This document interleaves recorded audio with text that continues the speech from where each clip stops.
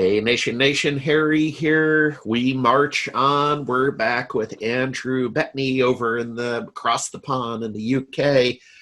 Andrew, you're the geekiest guy of all. Welcome back. Thank you very much, Harry. Nice to be with you again. Excellent. Well, this month it's not so much a geek conversation. I think it's a conversation about motivation and optimism. So, what's on your mind? What's on your mind with all the nonsense going on?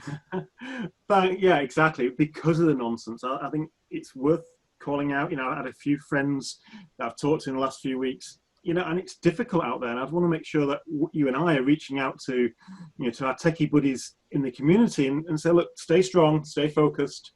Use this time to stay sharp and become ready. So we don't know when this is going to end. We don't know, it could go on for another month, it could go on for another 6 months. And the last thing, we don't want anybody to start worrying, becoming uncertain about the future.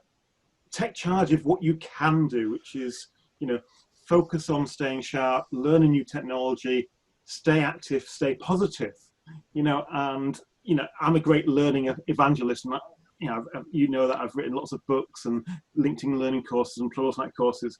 And with those, they've given me the passion for learning more and more. And I think if our audience could learn something, there's plenty of free resources out there. For example, the AWS, the Microsoft and Apple all have free learning paths and resources available. So, one of my big things at the moment I'm learning is Microsoft Azure and artificial intelligence.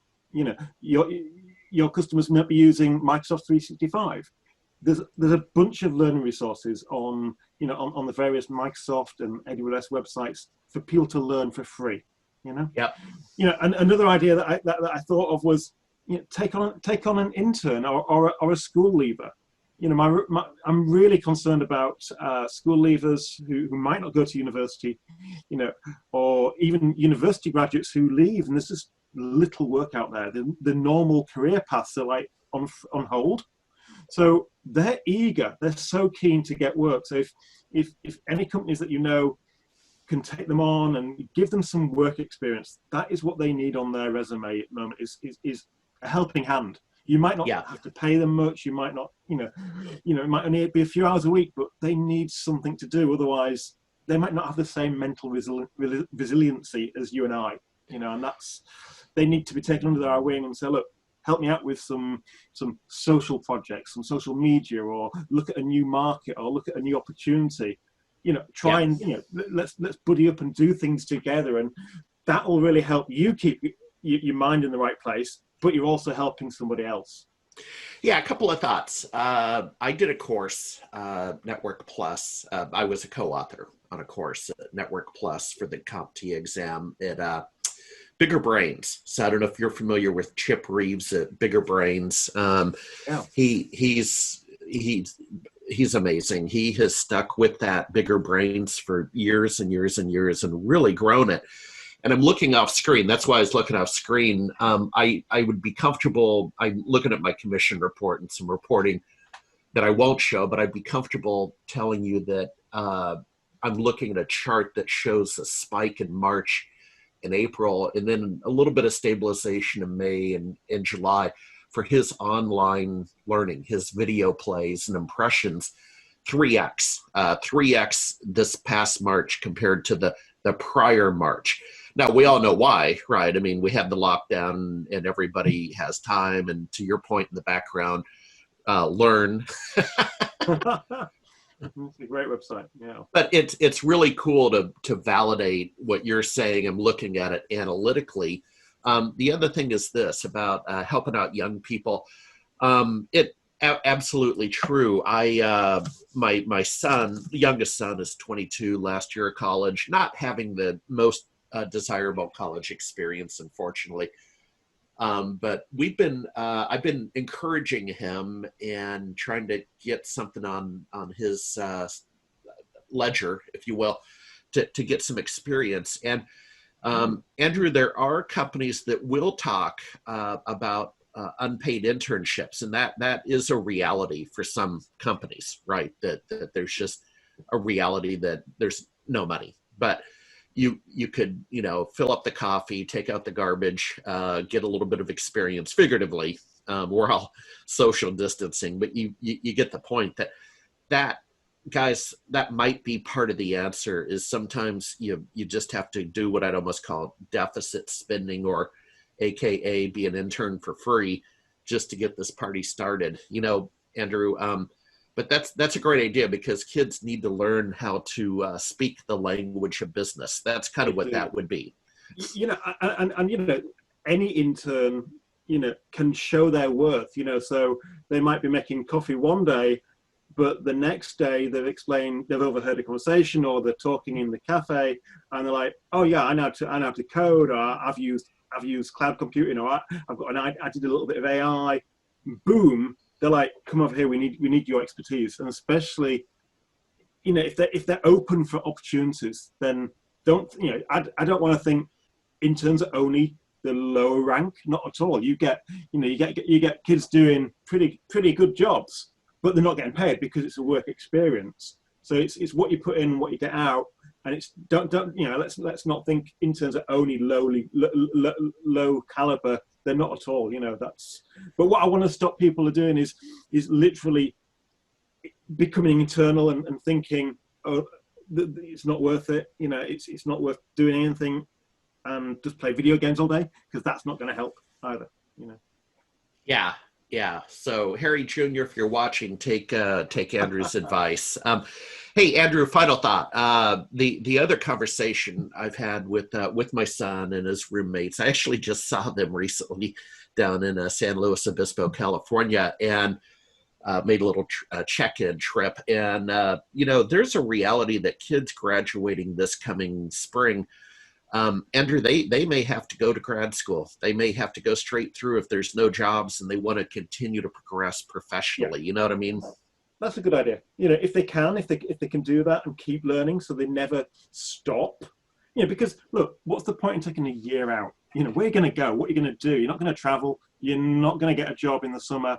You're not going to do the normal things. So whilst your head is ready for learning, let that be your focus. Let that be your primary goal, is to keep working.